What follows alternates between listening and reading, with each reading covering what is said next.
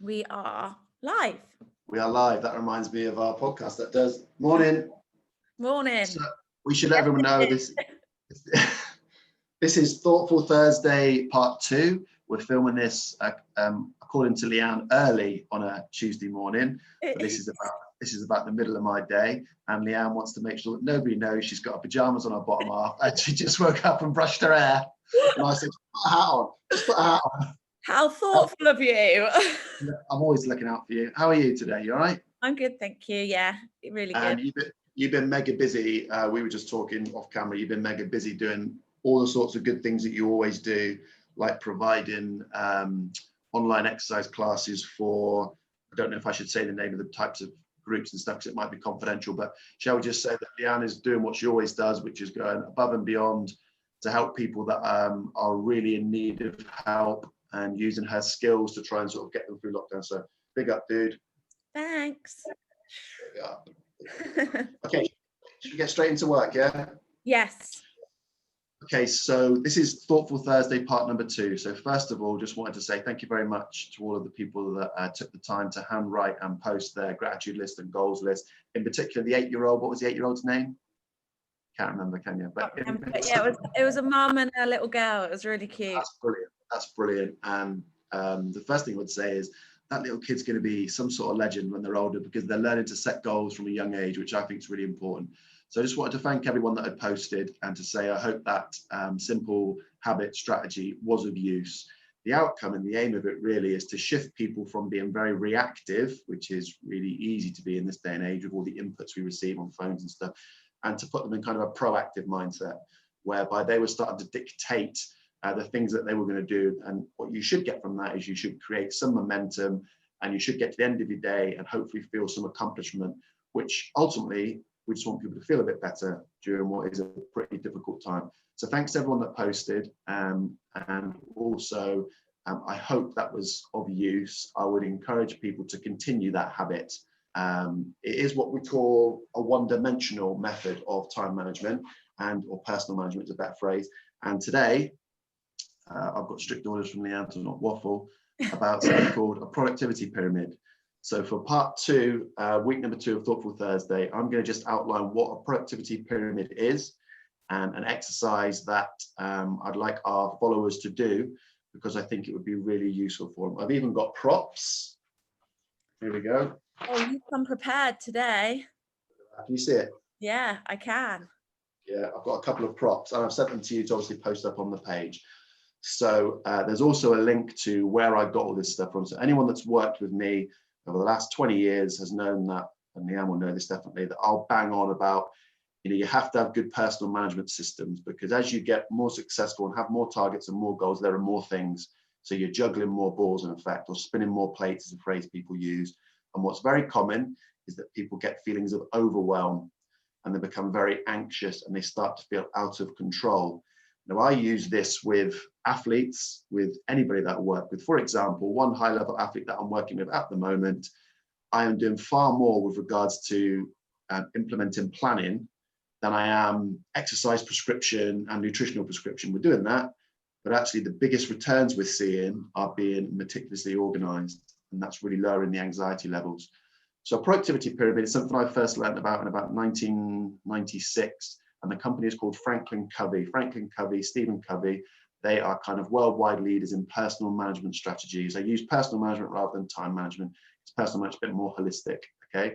So there's a link in the text I sent that people can go onto the Franklin Covey site and watch countless videos, far better than the one we're doing, which will explain the productivity pyramid.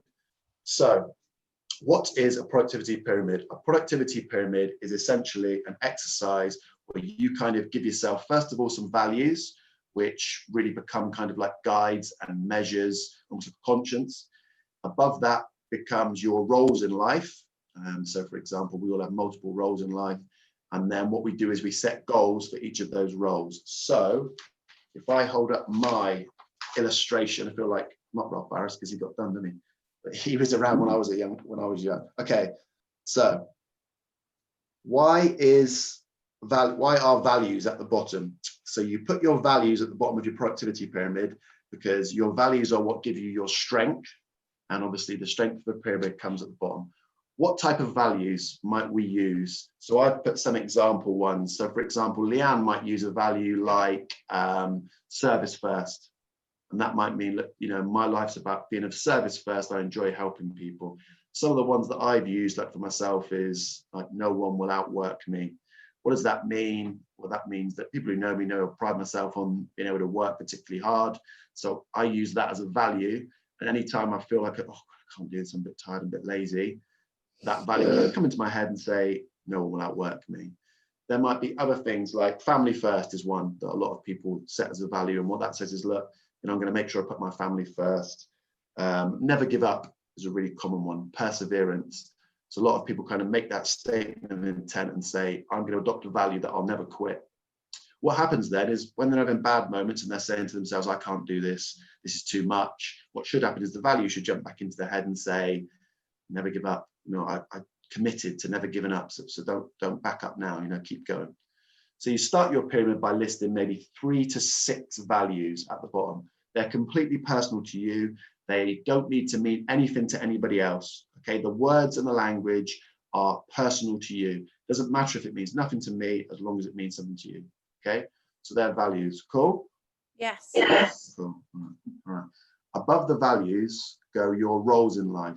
So for example, if I was to write my roles in life, I would have a role that said parent, partner, family. Yeah. I would have a role that said business stroke career. I would have a role that said something like athlete or physical, something like that. I'd have one that said contribution, so things that, you know, of service. And I'd have one that said, we call it sharpen the saw. Okay, you can call it a fun or an escape type role. And a lot of people kind of forget about that. Why are the roles important? In my experience, one of the reasons that people get a little bit unhappy or overwhelmed is that a lot of people can kind of default to just one thing, like their job, and their job becomes everything. It's kind of linked to their identity. Their identity is, you know, how well they do at their job. That can create this real imbalance and cause people to be really unhappy. So that the purpose of kind of listing all the roles in your life is just to remind you that, you know, there are 4 or 5 or 6 hats that you might wear, and you need to invest in each of them. For example, if somebody's working 60 hours at their day job in an office because they said they're going to work really hard and they really want to pursue a career and get a promotion, but they never see their family, they never exercise, so they gain weight and their blood pressure goes up, they never do anything in their community, so they start to feel a little bit selfish and like their ego is driving them. That doesn't really create a balanced, happy, positive person. So sometimes just identifying that you have multiple roles can be really useful in just creating that sense of balance. Happy with roles? Happy with it. How many times have you heard me talk about productivity pyramids over the last 10 years? So many, but I'm glad we're doing it because like in my challenge group this week, it was something that I was trying to talk to them about kind of because I think I spent probably all weekend answering the same question, and I was trying to tell the girls in my group, like, listen, this is you not making yourself like a priority. You are a slave to your job, your kids, your housework, etc. And you need to figure out when you can prioritize yourself. You've joined this process to learn, and by asking me the same question that I've already answered a million times, you are telling me that you are not worthy enough of, prioritizing yourself and learning and giving yourself 5 minutes a day to sit down and read something. So I think it's really good that we're doing this exercise.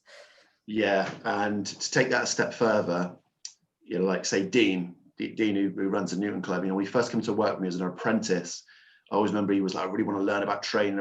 I said, no, until you learn these personal management systems, I can't work with you because it just won't work. I would encourage, I think when you talk about personal management, people get this image of somebody in a suit or somebody at a desk. That's not what it is. I do this with footballers. I think when Kevin and I were running Torquay back in 15, 16 for the first Great Escape, a lot of the work I did with him was about personal management so that he didn't feel overwhelmed and so that he got the important things done. And like we established values. So the 3 values we had that year with Torquay were, number 1 was ignore the noise. So of course the club was about to go bust. So we were like, that we have to ignore the noise. Number 2 was do what's important, forget the rest. And we used another F word. And what that meant was, look, okay, we haven't got anywhere to train. We haven't got a coach. So we've got to drive our cars to Gateshead. We've got no money, but what's important? Let's just practice. And the third one was outwork them all. They were our 3 values. And whenever shit hit the fan, we would go back to those values, and it just helped to keep people a bit more centered. But I think what you're talking about is a real good example of where my guess is the people in your group have some habits that are making them reactive. For example, I bet they check their social media, their email, their WhatsApp, their text before they kind of are stating, well, actually, I need to plan my meals for the day. And when am I going for a walk with my kids? That's really, really common. So that's the roles, and we've waffled on a bit. Then we get to the goals. So this is where the rubber hits the road. So when we get to this point of the exercise, people have established their values. They've decided, like, I wear about 5 or 6 hats in my life. And then what they need to do is they need to assign goals to each of those hats. For example, in their career goal, role, they might say, okay, my goals with my career right now are to achieve this promotion, or to achieve these numbers, or to learn this topic. Okay, so they assign some goals to that career role. Physical, which of course is largely what we deal with, they might say, okay, I need to lose weight. This has gone on too long. There's too many Diet Cokes before bed, too many biscuits, too many custard creams. This is not helping my anxiety. I'm not sleeping. So they might set a goal of saying, I need to lose 12 pounds, reduce my anxiety, and improve my body composition. They might be the goals they set physically. So you basically kind of brainstorm each of these roles, and you just list the things that are important. You then decide, say if you get 10 goals for each role, you're probably not going to work towards all of them at the same time. You choose 1, 2, or maybe 3, depending on how big they are, and they become the things that are your focus points. These are the things I'm focusing on. In my experience, when people handwrite, and there was a big study done at Harvard University in America about the process of handwriting goals led to a statistically significant greater chance of achieving them than if you didn't. How crazy is that? Just handwriting a goal actually gives it a far better chance. And there are reasons for that. It's because it kind of imprints it better. But in my experience, at this part of the exercise, people start to feel a bit excited. Rather than feeling distracted, anxious, they start to feel like, oh, I'm going to go on holiday with my family. We're going to go to Cornwall when all this is over. We're going to drive down to Cornwall. We're going to stay in a lovely place on a beach, and we're going to have some great memories. And right, what do I need to do to achieve that? So I think the process of actually formally setting goals becomes a little bit energizing, because it shifts your mindset from being very reactive and checking Facebook and arguing with Linda 49 about politics. COVID. We have a big argument about that if we want. And it shifts you into, well, actually, this is what my life is about. This is what I want to do. So the goals, actually, I think, are where the rubber hit the road. And then I've got my second little prop. So I hope people can see this. This is posted up on the page. So there are various ways of doing this. And Leanne has probably done the big pieces of paper exercise with me, maybe 5,000 times. The way that I do it when I plan a goal is I put it in the middle of the page, and then I brainstorm all the actions around it. That's the one that Franklin Covey used, where you write the role at the top, physical, the goal underneath, achieve 12 stone or run a 10K or whatever it is you want to do. And then you just brainstorm. What does that mean? It means that anything you need to do, any single tiny action, you write on that piece of paper. This is where a lot of people go wrong.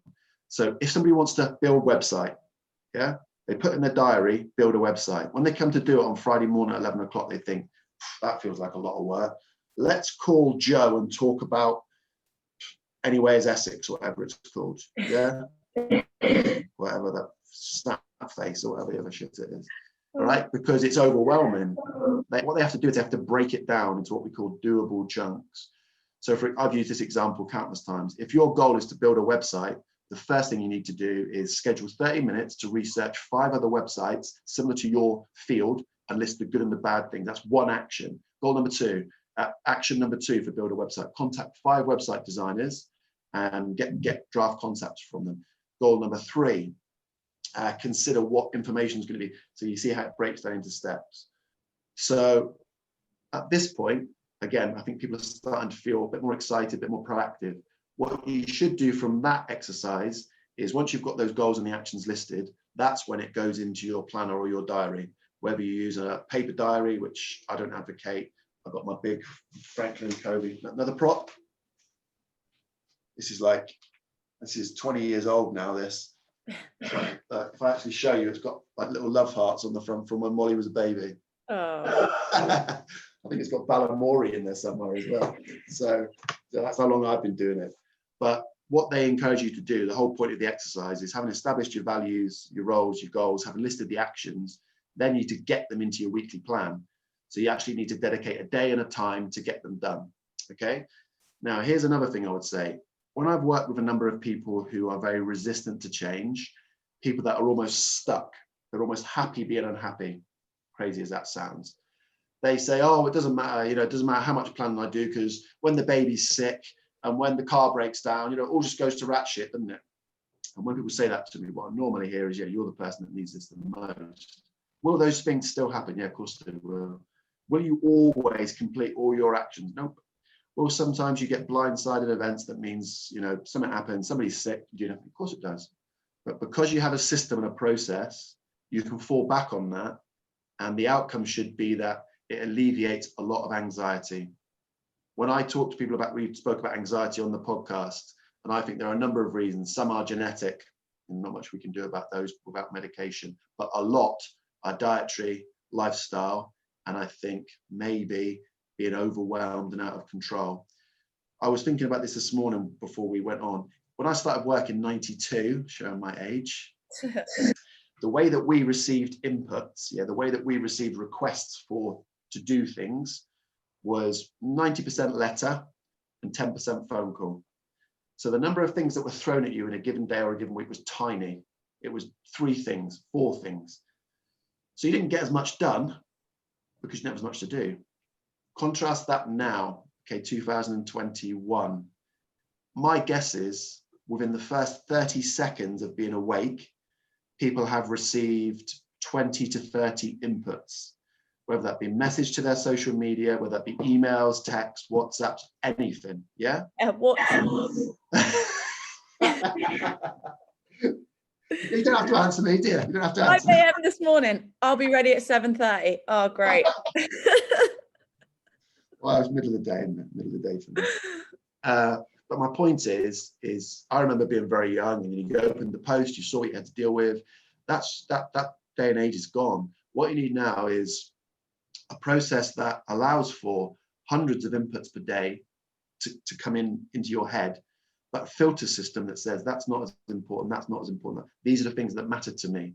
And I think without it, what you do is you become completely reactive, and you tend to live a lifestyle that is doing things that other people say are urgent and important, but don't actually move you forward. And then all of a sudden you wonder why you're unhappy.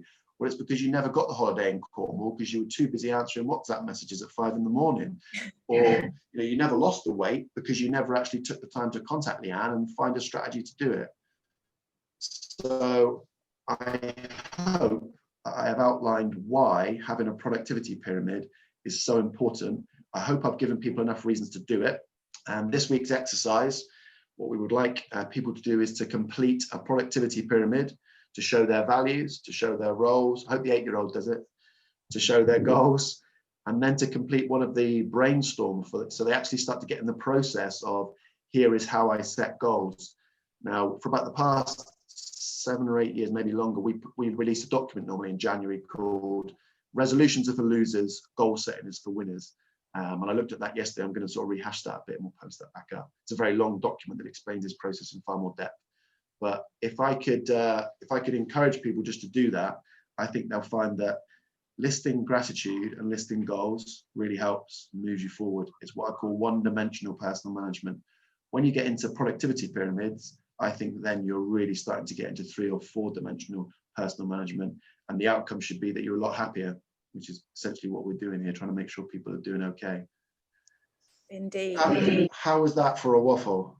That was pretty good. You're getting better. You're learning. I'm getting better. You had strict instructions, didn't you? That if it started going all over the place, you were going to press a button or something when you were saying, shut up. This Zoom's got a timer on it, so it automatically stops in 2 minutes. Yeah, I like the sound of that. I'm just looking at my notes. Okay, do you think I've covered everything there? I think so, yeah. It'd be really good to see everyone else's input and attempts at their pyramid. Yeah, I think that last week we asked people to post for 2 reasons, that we, one, to hold themselves accountable, which is really important, and number 2, because I think it impacts others. So it's great to see the posts we've got, and I would encourage anyone that's sat there just watching this forum as kind of, okay, well, I'm going to follow it, but I'm not going to take part. You'll get far more out of it when you do these types of exercises, and when you make a post and say, well, here's my accountability, here's my productivity pyramid. And remember, if listing gratitude and goals didn't help you at all, please post, Simon, you are full of shit. Okay, I'm more than happy to read that. I don't think I am. But if it didn't work for you, then I'm sorry, and we'll try and find other strategies that do. Cool. Right, what are you doing today when you get your pajamas off? I have got 1 ton of sand in the front garden that I need to move to the back garden because we're having scaffolding put up. Why did you not just get the sand put in the back garden? Because there's personal management. There's already 5 tons of sand in the back garden. What are you doing, building a beach or something? Well, we're supposed to be doing our garden, but there is 23 steps up to our house, okay? Right. So it's a pretty big job. And then perfect for hill sprints then. Yeah, tonight I've got total body with my Lean with Leanne crew, and then I'm doing a Zumba with a young netball club on Zoom. So I'm excited for that. Yeah, that's brilliant. So you're as busy as ever. And how have you been through lockdown? How's your sort of well-being been? All cool? Yeah, been missing me, I guess. The gym, massively missing the gym. Yeah. So I hopefully the vaccines will get pushed out nice and quickly, and we can open up very soon. Yeah, my great friend and business partner Ben, who's probably one of the most positive people on the planet, and his favorite book is The Power of Positive Thinking by Norman Vincent Peale. He's actually a minister over in New York, and I always remember some advice Ben gave me once about flying to Australia, and I remember saying to him, God, I said, that flight's going to be a killer, 24 hours, and he said, well, yeah. He said, but look at it this way, Simon. He said, in 2 or 3 years, you won't remember the flight. You'll just remember all the great things that you did over in Australia. And I'm thinking, oh, what a rubbish. 24 hours for me, cramped on a plane, what am I going to do? Well, the flight's a bloody nightmare. But I never speak about it because I had such a great time in Australia. And I hope that we're approaching the stage where it is behind us. And before long, people will say, do you remember when we were locked down? And we'll be like, nah, that seems ages ago now, And I also hope that people are learning things in lockdown about, look, when I can exercise, when I can take care of myself, I need to do that. Do you know what I mean? If there's one thing, hopefully people take from it, is that their health is everything, and that perhaps, relying on medical drugs, relying on, shit nutrition, all this sort of stuff, maybe it's time people took a sort of broader view on that. Fingers crossed. Right, cool. I can see you want to get off the phone, that you want to go and eat what you having for breakfast today? Sorry. You're off the avocado. No wonder you're not having enough avocados, are you? Huh? 3 a day and liver, that's what you need. Oh. Good face. I knew I'd get that face. That was a good face. You can keep your offal. Yeah, we'll have that debate on the next podcast. All right. Okay. All right. It's nice to see you, dude. And you. I do miss you.